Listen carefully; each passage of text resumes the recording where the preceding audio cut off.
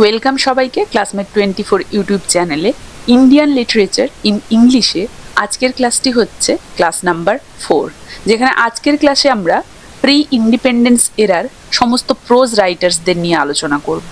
এর আগের ক্লাসে আমরা নভেলিস্টদের নিয়ে আলোচনা করেছিলাম। আশা করছি সেই ক্লাসটি সবাই ফলো করেছো। যদি না করে থাকো, ইন্ডিয়ান লিটারেচার ইন ইংলিশের ক্লাস 1 থেকে শুরু করে ক্লাস 3 পর্যন্ত প্রত্যেকটি ক্লাস সবাই ফলো করে নেবে, তাহলে তোমাদের আগামী পরীক্ষার প্রস্তুতিতে যথেষ্ট হেল্প হবে। প্রি ইন্ডিপেন্ডেন্স এরার প্রোজ রাইটার্সদের নিয়ে আজকে আমরা আলোচনা করব, যেখানে আজকে আমরা প্রথমেই দ্য পায়োনিয়ার্স নিয়ে আলোচনা করব, দ্বিতীয়ত দ্য ইন্টেলেকচুয়ালস অ্যান্ড স্পিরিচুয়ালিস্টদের নিয়ে আলোচনা করব, এবং তৃতীয়ত পলিটিক্যাল জায়ান্টস যারা যারা ছিল তাদের সমস্ত রাইটিং নিয়ে আমরা আলোচনা করব। তাই আশা করছি ইন্ডিয়ান লিটারেচার ইন ইংলিশের আজকের ক্লাসটি সবাই প্রথম থেকে শেষ পর্যন্ত ভালোভাবে ফলো করবে।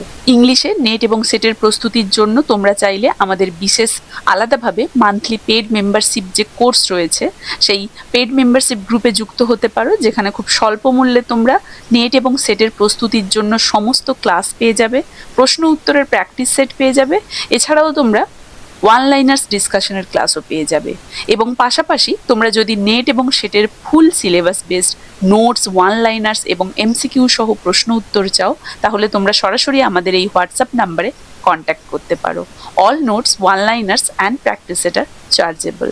নেট এবং সেটের পাশাপাশি আমার এই চ্যানেলে তোমরা যে কোনো কম্পিটিটিভ এক্সামের জন্যও নোটস পেয়ে যাচ্ছ। তাই বিভিন্ন কম্পিটিটিভ এক্সামের অ্যাসপিরেন্টসরা তোমরা চাইলে আমাদের এই হোয়াটসঅ্যাপ নাম্বারে কন্ট্যাক্ট করে বিভিন্ন এক্সামের জন্য full syllabus based notes, one liners এবং প্রশ্ন উত্তরের প্র্যাকটিস সেটও পারচেস করতে পারো।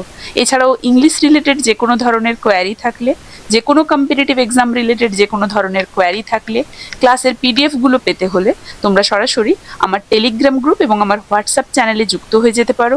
টেলিগ্রাম গ্রুপের লিঙ্ক এবং হোয়াটসঅ্যাপ চ্যানেলের লিঙ্ক আমি এই ভিডিওর ডেসক্রিপশন বক্সে উল্লেখ করে দিচ্ছি। তো ফিরে আসছি আজকের আলোচনাতে। দেখো, প্রি ইন্ডিপেন্ডেন্স এরাতে যে ইংরেজি প্রোজ, এটা কিন্তু খুবই গুরুত্বপূর্ণ ছিল, কারণ এই সময় সাহিত্য শুধুমাত্র যে সাহিত্য ছিল তা নয়, এটা ভারতের সেই সময়কার সামাজিক এবং রাজনৈতিক একটা পরিবর্তনের হাতিয়ার হিসেবে কাজ করছিল। এবং এই যে প্রি ইন্ডিপেন্ডেন্স এরার ইংরেজি প্রোজ বা ইংরেজি গদ্য সাহিত্য, এটাকে আমরা বিভিন্ন ভাগে ভাগ করে পড়ব। সবার প্রথমে হচ্ছে the pioneers of reform, early 19th century.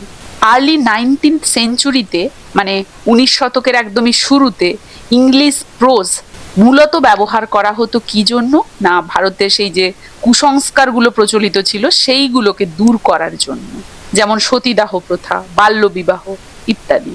রাজা রামমোহন রায়ের মতো লেখকরা এই সময় ইংরেজি প্রোজকে একটা ঢাল বা একটা তলোয়ার হিসেবে বা সমাজ সংস্কারের একটা হাতিয়ার হিসেবে ইউজ করেছিলেন, যাতে ব্রিটিশ শাসকরা ভারতীয়দের সমস্যাগুলো বুঝতে পারে এবং সেই সমস্যাগুলো সমাধানের জন্য তারা আইনি ব্যবস্থা নেয়। এবং এটা ভারতীয়দের মধ্যে একটা মডার্ন এবং একটা র্যাশনাল চিন্তার জন্ম দিয়েছিল।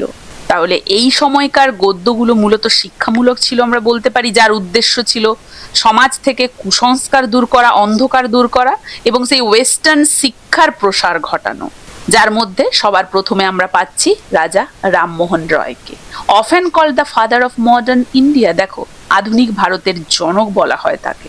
ভারতীয় ইংরেজি প্রোজ বা গদ্যের সূচনা তার লেখার মাধ্যমেই হয়েছিল, তবে তার লেখার ধরন অনেকটা সেই জার্নালিস্টিক ছিল, আর্গুমেন্টেটিভ ছিল। তিনি আবেগ দিয়ে কখনোই লিখতেন না, তিনি যুক্তি দিয়ে লিখতেন, তিনি তথ্য দিয়ে লিখতেন এবং সমাজ সংস্কারের কথা তিনি অলওয়েজ বলতেন। এই যে দেখো, জার্নালিস্টিক অ্যান্ড আর্গুমেন্টেটিভ তার ফোকাস। কি ওয়ার্কসের মধ্যে আমরা তার মূল যে কাজ সেগুলোর মধ্যে পাচ্ছি দ্য পারসেপ্টস অফ জেসাস 1820। এখানে তিনি যীশু খ্রিস্টের নৈতিক শিক্ষাকে গুরুত্ব দিয়েছিলেন। তিনি ইংরেজি ভাষায় সতীদাহ প্রথার বিরুদ্ধে একটা পিটিশন বা একটা আবেদনপত্র লিখে ব্রিটিশ সরকারের কাছে এই যে সতীদাহ প্রথা, এর বিরুদ্ধে ব্যবস্থা নিতে ব্রিটিশ সরকারকে অনুরোধ করেছিলেন, বাধ্য করেছিলেন শেষ পর্যন্ত গিয়ে। আমরা তার বিখ্যাত সেই সংবাদ পত্রিকা দেখতে পাই, সংবাদ কৌমুদী, যেখানে সমাজ সংস্কারের বিভিন্ন দিকগুলো নিয়ে আলোচনা করা হতো। এছাড়াও ডিফেন্স অফ হিন্দুথেইজম, এই লেখাটার দ্বারা তিনি হিন্দুদের সেই একেশ্বরবাদ, যে একটা ঈশ্বরের উপাসনা, সেই যে মতবাদকে সমর্থন করতেন এবং মূর্তি পুজোর চেয়ে বরং উপনিষদের মূল যে দর্শন তার উপরে তিনি ফোকাস করেন। এটা 1817 থেকে 1820 নাগাদ প্রকাশিত হয়েছিল এবং তার লেখায় যে পারসেপ্টস অফ জেসাস এটা প্রকাশিত হয়েছিল 1820-তে। এটা 1820 এখানে মেনশন করাই আছে। তো দেখো এই যে 1820-র দ্য পারসেপ্টস অফ জেসাস, এখানে যীশু খ্রিস্টের অলৌকিক কাহিনীর চেয়ে তার নৈতিক এবং তার সেই দার্শনিক শিক্ষার উপরে বেশি জোর দিয়েছিলেন, কারণ তিনি চেয়েছিলেন যে মানুষ যাতে ধর্মের নীতিগুলোকে বুঝতে পারে, তাই না, কুসংস্কারগুলো সমাজ থেকে বাদ যায়। এছাড়াও তিনি এই যে ডিফেন্স অফ হিন্দু থেইজমে হিন্দুত্বের একেশ্বরবাদকে সমর্থন করেছিলেন। এছাড়াও তিনি বেশ কিছু লেখালেখি আরও করেন। সংবাদ কৌমুদি তার একটি প্রকাশনা। এছাড়াও পিটিশন এগেনস্ট সতী, এটাও তিনি 1818 নাগাদ প্রকাশ করেন, যেখানে সতীদাহ প্রথা বন্ধের জন্য তিনি ব্রিটিশ সরকারের কাছে একাধিক পিটিশন জমা দেন, যেটা বললাম আমি। এছাড়াও আমরা তার লেটার্স টু লর্ড আমহার্স্ট এটাও দেখতে পাই 1823-তে। এবং এই যে লেটার্স টু লর্ড আমহার্স্ট, এখানে একটা গুরুত্বপূর্ণ জিনিস হচ্ছে তিনি এই চিঠিতে ভারতে সংস্কৃত শিক্ষার বদলে সেই ওয়েস্টার্ন যে ম্যাথামেটিক্স, সায়েন্স এবং ইংলিশ শিক্ষা, এই শিক্ষাটার প্রসারের দাবি জানিয়েছিলেন। কারণ তারা এসে রুল করছে, তাদের ভাষাটা ঠিকভাবে না জানলে তারা তাহলে আমাদেরকে সমাজের সেই উন্নত স্তরে কিন্তু নিয়ে যাবে না। তাই এই শিক্ষার প্রসারটা তিনি ঘটাতে চেয়েছিলেন।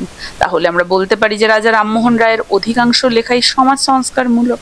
তিনি ইংরেজি ভাষাকে ব্যবহার করেছিলেন যাতে ব্রিটিশ শাসকরা ভারতের সমস্যাগুলো সহজে বুঝতে পারে, আমাদের ল্যাঙ্গুয়েজের কারণে যাতে তাদের না প্রবলেম হয়। কারণ তাদের হাতে ক্ষমতা, তারা যদি সমস্যা না বোঝে, আমরা যদি সঠিকভাবে সেই সমস্যার সমাধান চাই, তারা সমস্যার সমাধান করতে পারবে না।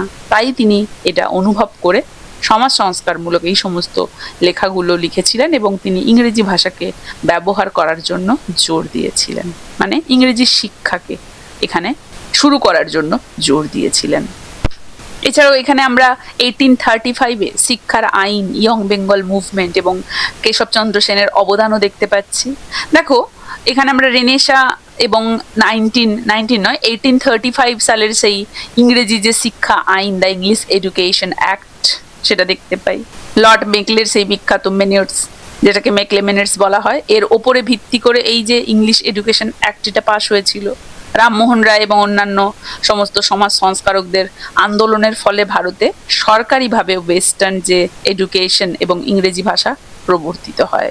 এর উদ্দেশ্য ছিল যে আধুনিক বা মডার্ন যে সায়েন্স এবং মডার্ন লিটারেচার, এটা ভারতে প্রসারের মাধ্যমে ভারতীয়দের মধ্যে সেই রেনেসা বা নবজাগরণ ঘটানো। আমরা কাশী প্রসাদ ঘোষকে পাবো, আমরা দ্য ইয়াং বেঙ্গল মুভমেন্ট দেখতে পাবো। এই যে young Bengal movement Henry Louis Vivian ডিরোজিওর ওপর, মানে তার আদর্শে অনুপ্রাণিত ছিল এটা। এবং কাশী প্রসাদ ঘোষকে দেখতে পাবো আমি ইংলিশ প্রোজের ভূমিকাতে। ইয়াং বেঙ্গল সদস্যরা ইংরেজি গদ্যকে ব্যবহার করেছিলেন এখানে তাদের সেই ধর্মীয় গোঁড়া রীতিনীতিগুলোকে এবং কুসংস্কারকে চ্যালেঞ্জ করার জন্য। তারা যুক্তি দেখিয়েছিলেন, তারা মুক্ত চিন্তার ওপরে জোর দিয়েছিলেন। এছাড়াও আমরা কেশবচন্দ্র সেনকে দেখতে পাবো। কেশবচন্দ্র সেন তার অসাধারণ সেই বক্তৃতার জন্য তিনি পরিচিত ছিলেন। তার রচিত সমস্ত ইংরেজি গদ্য অত্যন্ত প্রভাবশালী ছিল, আবেগময় ছিল। তার প্রধান কাজ হিসেবে আমরা লেকচার্স ইন ইন্ডিয়া দেখতে পাবো, যেখানে তিনি ধর্মীয় সমন্বয়ের কথা বলেছেন, সমাজ সংস্কারের কথা বলেছেন এবং আধ্যাত্মিকতা নিয়ে তার সেই চিন্তাধারাগুলোকে তিনি তুলে ধরেছেন। তাহলে আমরা এই যে পায়োনিয়ার্স, এই যে টাইম পিরিয়ড, এখানে আমরা রাজা রামমোহন রায়কে দেখতে পেলাম, এখানে আমরা ইয়াং বেঙ্গল মুভমেন্ট দেখতে পেলাম, ইংলিশ এডুকেশন অ্যাক্ট এসেছিল দেখতে পেলাম, আমরা কাশী প্রসাদ ঘোষকে দেখতে পেলাম, কেশবচন্দ্র সেন তার বিখ্যাত ওয়ার্ক দেখতে পেলাম ইত্যাদি। আশা করছি এই যে পায়োনিয়ার ফেজ বা এই যে আর্লি 19th সেঞ্চুরি ফেজ, এই ফেজের ইংলিশ প্রোজ রাইটার্সদের নাম সবাই বুঝতে পেরেছো এবং বিখ্যাত সমস্ত প্রোজ রাইটারদের বেশ বিখ্যাত কিছু ওয়ার্ক নিয়ে সবার আইডিয়া ক্লিয়ার হয়েছে। নেক্সট আমরা দ্য ইন্টেলেকচুয়ালস অ্যান্ড স্পিরিচুয়ালিস্টদের দেখতে পাবো, যারা লেট 19th সেঞ্চুরিতে এসেছিল। দেখো প্রথমে সাহিত্য মানে ইংলিশ প্রোজকে সমাজ সংস্কারের হাতিয়ার হিসেবে ইউজ করা হলো, তারপরে কি হলো ইন্টেলেকচুয়ালস, তাই না, স্পিরিচুয়ালিস্ট মানে বুদ্ধিজীবী, আধ্যাত্মিকতাবাদী। মানে 19th সেঞ্চুরির শুরুর দিকে যেখানে সমাজ সংস্কারের হাতিয়ার ছিল গদ্য রাজা রামমোহন রায়ের হাত ধরে, সেখানে আমরা শতাব্দীর শেষে গিয়ে দেখলাম সেটা পরিবর্তন হয়ে দর্শন আর সংস্কৃতির ওপরে ফোকাস চলে গেল। দর্শন, সংস্কৃতি এবং ইন্ডিয়ান সোল অন্বেষণের মাধ্যমে এই ইংলিশ প্রোজ কিন্তু পরিণত হয়। বোঝা গেছে, প্রথমে হাতিয়ার হিসেবে ইউজ হলো সমাজ সংস্কারের। এরপরে ইংলিশ প্রোজ একটা মাধ্যমে পরিণত হয়, যেখানে যার মাধ্যমে সংস্কৃতি, ফিলসফি এবং ইন্ডিয়ান সোল অন্বেষণ করা হয়। এই সময়কার লেখকরা সেই ওয়েস্টার্ন কালচার বা ওয়েস্টার্ন শিক্ষাকে ব্যবহার করে ভারতীয় আধ্যাত্মিকতাকে বিশ্বের দরবারে তুলে ধরেন। আমরা এই সময়কার বিখ্যাত মহিষীকে পাবো স্বামী বিবেকানন্দ। আমরা বিবেকানন্দের সেই গদ্যগুলো পাবো যেগুলো অত্যন্ত শক্তিশালী, তবে তিনি মূলত বক্তা ছিলেন। তার লেখায় বক্তৃতার ঢং ছিল, ঠিক আছে, ওরাটরি আমরা বলি তাই। তিনি খুব সহজ সরল ভাষা এবং খুব আবেদনময়ী ভাষাতে কথা বলতেন। তার ইংরেজি সরাসরি ছিল, ডাইরেক্ট যেটা, এবং ফোর্সফুল ছিল। মানে জটিল অলংকার তিনি ইউজ করতেন না, বরং জোরালোভাবে তার বক্তব্য রাখতেন তিনি, বা বক্তব্যের উপরে গুরুত্ব দিতেন। এবং বিশ্বজনীন শ্রোতা, তার লক্ষ্য ছিল গ্লোবাল অডিয়েন্স, মানে সমগ্র বিশ্বে তার যেন শ্রোতা থাকবে, তার বক্তব্যগুলোকে জোরে প্রতিষ্ঠা করার জন্য সমগ্র বিশ্ব যেন সেটা শুনবে আগে। তিনি বেদান্ত দর্শনকে ইংরেজি ভাষায় ওয়েস্টার্ন বিশ্বের কাছে খুবই গ্রহণযোগ্য করে তুলেছিলেন। আমরা তার কি ওয়ার্কসের মধ্যে পাবো Raja Yoga, Karma Yoga and his famous 1893 Chicago speech. Raja Yoga পতঞ্জলির যোগসূত্র এবং ভারতীয় মনস্তত্ত্বের উপরে ভিত্তি করে লেখা। 1896 সালে রাজা যোগা, ওকে, 1896। পাশ্চাত্য বিশ্বে ভারতীয় যোগ সাধনার প্রসারে একটা বিশাল ভূমিকা রাখে এই রাজা যোগ। কর্মা যোগা এটাও ছিল 19 নয়, আবারও 19 বলছি, 1896-এ। এবং এক্ষেত্রে আমরা দেখতে পাই যে কর্মের ফলের ওপরে আশা না করে বরং কর্ম করার উপরে ভিত্তি করে তিনি এই কথাগুলো বলেছেন, বা এই বইটা সেই জন্যই বিখ্যাত। এখানে তিনি সেরকমই কথা বলেছেন। আর তার সেই বিখ্যাত শিকাগো স্পিচ 1893-তে শিকাগোর সেই ধর্ম মহাসভায় তার সেই ঐতিহাসিক ভাষণ, sisters and brothers of America, এই বলে তিনি যে শুরু করেছিলেন, এই বক্তৃতাটা ভারতীয় সংস্কৃতির আত্মমর্যাদা পুনরুদ্ধারের একটা যেন মিডিয়াম বা সহায়ক হচ্ছিল। বোঝা গেছে? মানে এই পর্যায়ে প্রোজ রাইটিং মূলত সোশ্যাল রিফর্ম থেকে সরে গিয়ে তাহলে কালচারাল ন্যাশনালিজমের দিকে ঝুঁকে গেল। বিবেকানন্দের এই যে বলিষ্ঠ প্রোজ স্টাইল পরবর্তীকালে শ্রী অরবিন্দ গ্রহণ করেন, এবং রবীন্দ্রনাথ ঠাকুরকেও এটা প্রভাবিত করেছিল আমরা দেখতে পাই। কারণ এই সময়কালকে ভারতের রেনেসাঁর দ্বিতীয় পর্যায়ে বলা যেতে পারে, তাই না? কারণ এই সময় আমরা দেখতে পাই ভারত তার নিজস্ব শিকড় বা আধ্যাত্মিক পরিচয় যেন খুঁজে পেতে মরিয়ার চেষ্টা চালিয়েছিল। দ্বিতীয়ত আমরা এই সময়কার যে প্রোজ রাইটার শ্রী অরবিন্দকে পাবো। দেখো, অরবিন্দকে আমরা পোয়েট্রি সেকশনেও দেখেছি, এখানেও দেখছি।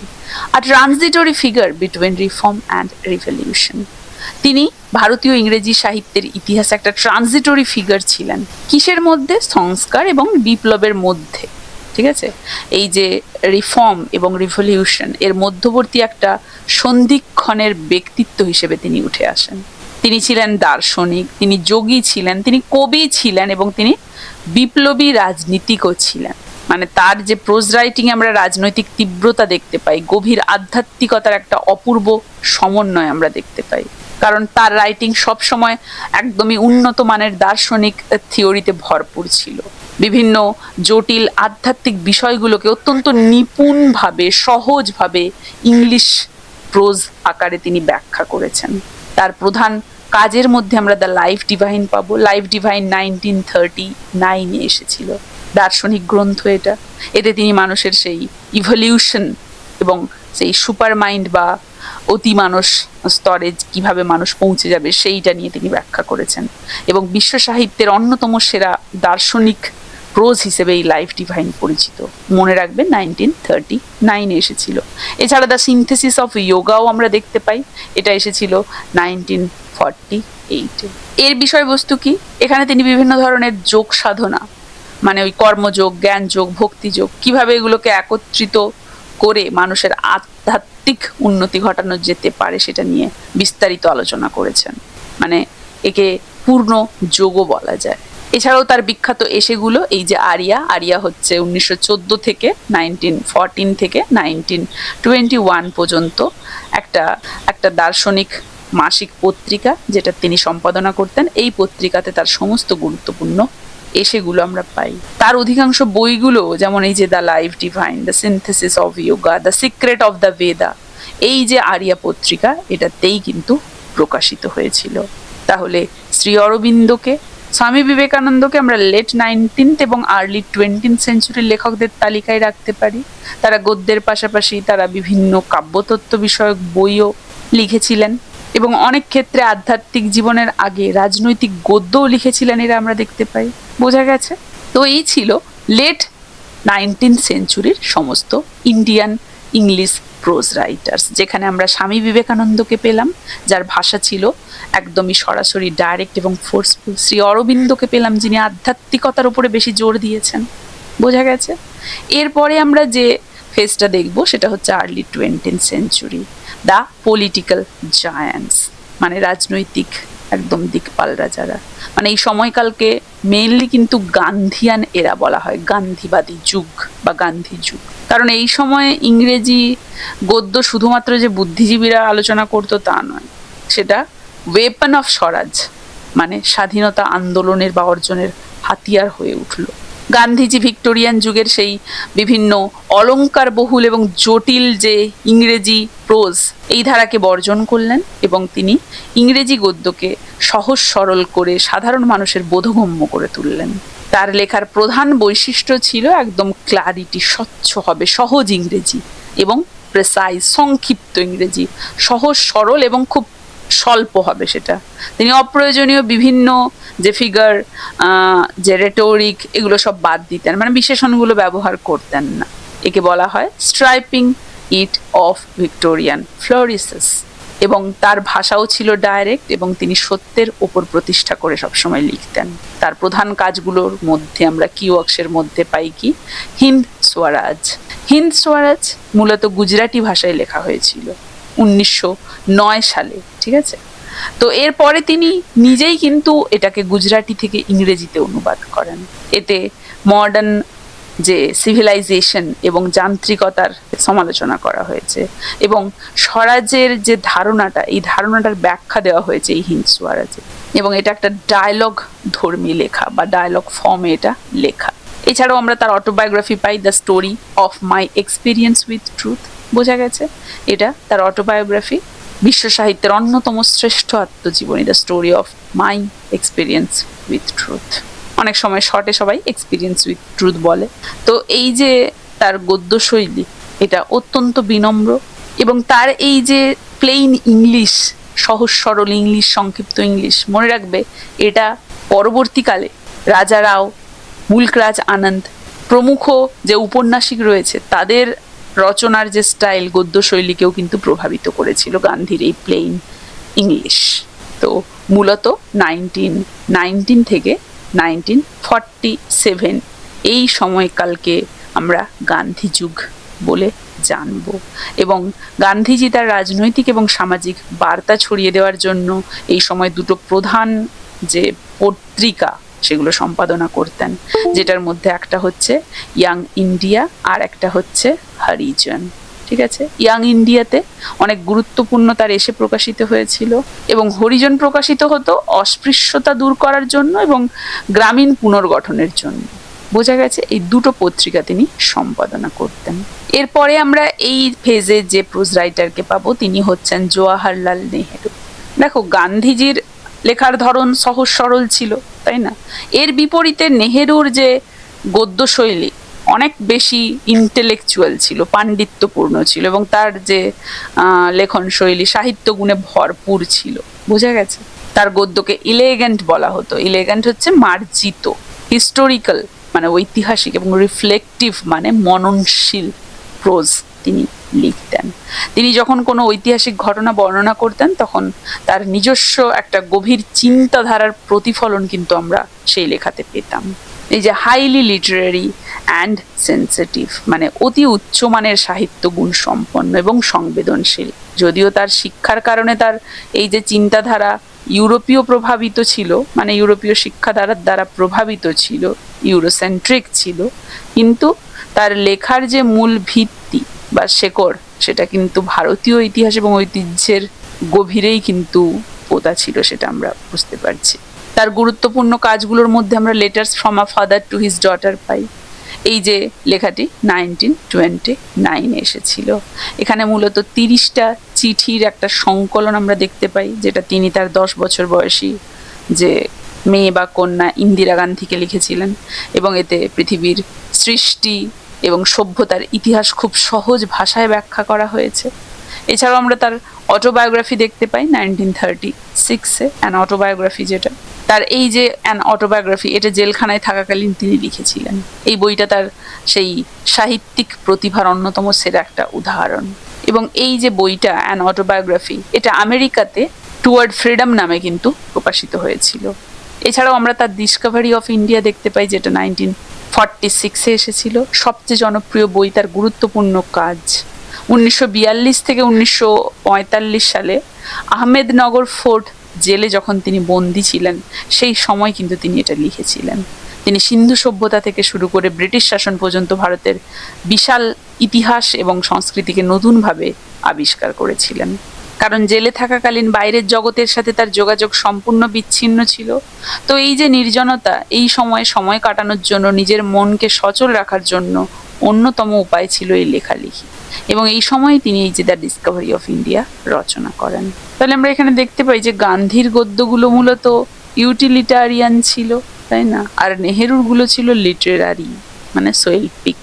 গান্ধীজি অত্যন্ত সহজ সরল ভাষায় লেখার কথা বলছিলেন, সেখানে জওহরলাল নেহেরুর ভাষা ছিল মার্জিত এবং অলঙ্কারে পরিপূর্ণ। তার পাণ্ডিত্যপূর্ণতাও আমরা দেখেছি। এছাড়া গান্ধীজির লেখার উদ্দেশ্য ছিল মানুষকে আন্দোলনের জন্য উদ্বুদ্ধ করা, নৈতিক শিক্ষা দেওয়া। অন্যদিকে আমরা নেহেরুর যে লেখা, সেগুলোর উদ্দেশ্য বা লক্ষ্য বলবো ইতিহাসকে বিশ্লেষণ করা, নিজের দর্শনকে নতুনভাবে আবিষ্কার করা। গান্ধীজি সত্যের উপরে ভিত্তি করে জোরালো বক্তব্য রাখতেন, আর এক্ষেত্রে নেহেরুর লেখাগুলো বিষণ্ণ ছিল, চিন্তাশীল ছিল। গান্ধীজি অতীতের থেকে বর্তমানের নৈতিকতার উপরে বেশি জোর দিতেন, আর নেহেরু তিনি ইতিহাসের যেহেতু ছাত্র ছিলেন, অতীতকে বর্তমানের আয়নাতে তিনি বেশি দেখতে পছন্দ করতেন। বোঝা গেছে? তাহলে আমরা এক্ষেত্রে জওহরলাল নেহেরুর রাইটিং স্টাইল হাইলি লিটারি পেলাম, সেন্সিটিভ পেলাম, ইউরোসেন্ট্রিক পেলাম, এবং এগুলো সত্ত্বেও কিন্তু deeply rooted in Indian history. তাহলে আর্লি 20th সেঞ্চুরিতে আমরা প্রোজ রাইটার হিসেবে গান্ধীজিকে, জওহরলাল নেহেরুকে পেলাম। এরপরে আমরা দেখব বি.আর. আম্বেদকর এবং বি.জি. তিলক, এই দুজনের বিখ্যাত ওয়ার্কগুলো। দেখো, বি.আর. আম্বেদকর যে গদ্য লিখেছিলেন, সেগুলো আধুনিক ভারতের দলিত সাহিত্য বা সামাজিক ন্যায় বিচারের ভিত্তি স্থাপন করে। দলিত লিটারেচার নিয়ে আমি অলরেডি সবার প্রথমে একটা ক্লাস করেছি, আশা করি সবাই দেখেছো। তো দেখো, এই যে আম্বেদকরের প্রোজ স্টাইল কী রকম, দেখো আম্বেদকরের প্রোজ স্টাইল লজিক্যাল ছিল। যেহেতু তিনি আইনজীবী ছিলেন এবং সংবিধান প্রণেতা ছিলেন, তার লেখায় আমরা বিভিন্ন ইনফরমেশনের গভীরতা দেখতে পাই, যুক্তি দেখতে পাই। কোনো আবেগ ছিল না তার লেখার মধ্যে, কিন্তু তিনি সমস্ত ইনফরমেশন দিয়ে সমাজকে প্রশ্ন করতেন। এবং তার কি ওয়ার্ক বললে আমরা অ্যানহিলিয়েশন অফ কাস্ট দেখতে পাই, 1936 এসেছিল, যেটা তার একটা বক্তৃতা ছিল। মূলত সেই বক্তৃতাটারই খসড়া ছিল এটা তিনি জাতিভেদ প্রথা নির্মূল করার জন্য লিখেছিলেন, তীব্র যুক্তি দিয়ে, বা বলেছিলেন বক্তৃতা হিসেবে। আর আমরা পাই হু ওয়্যার দ্য শূদ্রাস, এই বইটা তিনি শূদ্রদের উৎপত্তি এবং হিন্দু সমাজ ব্যবস্থায় তাদের অবস্থানের ঐতিহাসিক এবং সামাজিক বিশ্লেষণটাকে তুলে ধরেছেন। তাহলে আম্বেদকরের প্রোজ ছিল characterised by logic, legal precision, এবং তিনি ছিলেন একজন সামাজিক সমালোচক। কি ওয়ার্ক পেলাম? Annihilation of caste, who were the Shudras. এছাড়াও আমরা বি.জি. তিলককে এই সময় দেখতে পাই। তিলক একজন অত্যন্ত প্রখর জাতীয়তাবাদী নেতা ছিলেন। তিনি পণ্ডিত ছিলেন, ইংরেজি গদ্যে তার গভীর পাণ্ডিত্য ছিল, এবং এই গদ্যগুলোর মাধ্যমে তার দেশপ্রেমের পরিচয় আমরা পাই। তার প্রধান কাজ বললে আমরা the Arctic home in the Vedas, Gita রহস্য ইত্যাদি পাই। এই যে বেদাস, এখানে তিনি এই বইটাতে একটা বিতর্কিত তত্ত্ব তুলে ধরেছিলেন যে আর্যদের আদি বাসস্থান ছিল উত্তর মেরু বা আর্কটিক অঞ্চলে। কারণ আর্যদের উৎস নিয়ে এখানে প্রচলিত ধারণা ছিল যে অধিকাংশ ইতিহাসবিদরাই মনে করতেন আর্যরা মধ্য এশিয়া বা কাস্পিয়ান সাগর অঞ্চল থেকে ভারতে এসেছিল। কিন্তু তিলকই তার বইতে সর্বপ্রথম দাবি করলেন যে আর্যদের আদি বাসভূমি ছিল উত্তর মেরু বা আর্কটিক অঞ্চলে। তো এই যে তত্ত্বটা তৎকালীন এবং বর্তমান যে ঐতিহাসিকরা রয়েছে তাদের মতবাদের সম্পূর্ণ বিপরীত, তাই এটাকে বিতর্কিত বলা হচ্ছে। তিলক ঋগ্বেদের বেশ কিছু শ্লোক এবং তার আবেস্তার বর্ণনা বিশ্লেষণ করে দেখান যে সেখানে দীর্ঘ অন্ধকার রাত এবং 6 মাস দিনের উল্লেখ রয়েছে। তো উত্তর মেরুতেই শুধুমাত্র এটা সম্ভব, তাই না? তাই এটা বিতর্কিত সেই সময়। আর গীতা রহস্য দেখো মারাঠি ভাষায় মূলত লেখা এটা, এবং যখন এটার ইংরেজি অনুবাদ হয়েছিল এটা কিন্তু বেশি জনপ্রিয় হয়েছিল ইংরেজি অনুবাদে তখন, এবং জেলখানায় থাকাকালীন বিজি তিলক এটা লিখেছিলেন, এবং এতে গীতায় বর্ণিত যে সেই কর্মযোগ এর ওপরে গুরুত্ব দেওয়া হয়েছে।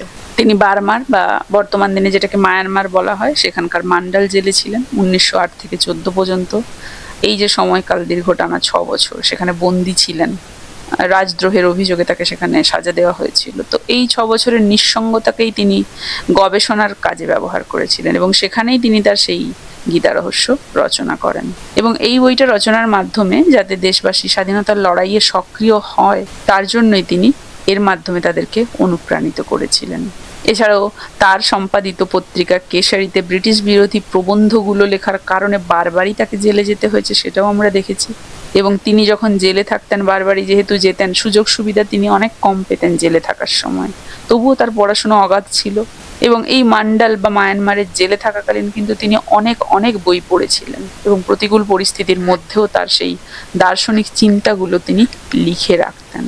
বোঝা গেছে? তাহলে আমরা দেখতে পেলাম যে নেহেরুও তার বিখ্যাত বইগুলো জেলে লিখেছেন, এবং বিজি তিলক, বাল গঙ্গাধর তিলকও তার বিখ্যাত বইগুলো জেলেই লিখেছেন। এবং আমরা বাল গঙ্গাধর তিলকের একটা বিখ্যাত উক্তি পাই, Swaraj is my birth right and I shall have it. Swaraj আমার জন্মগত অধিকার এবং আমি তা অর্জন করবই। তো এই ছিল আর্লি 20th সেঞ্চুরির সমস্ত প্রোজ রাইটার, যেখানে আমরা গান্ধীকে দেখতে পেলাম, জওহরলাল নেহেরুকে দেখতে পেলাম, বি.আর. আম্বেদকরকে দেখতে পেলাম, বাল গঙ্গাধর তিলককে দেখতে পেলাম। আশা করি ইন্ডিয়ান লিটারেচার ইন ইংলিশের প্রি ইন্ডিপেন্ডেন্স এরার এই সমস্ত প্রোজ রাইটার সম্পর্কে সবার আইডিয়া ক্লিয়ার হয়েছে। কারো কোথাও অসুবিধে নেই। কার কেমন লাগলো জানাবে, ভালো লাগলে একটা লাইক এবং একটা শেয়ার করে দেবে। এই ক্লাসটা তাহলে এখানেই শেষ করছি, দেখা হচ্ছে এর পরবর্তী ক্লাসে।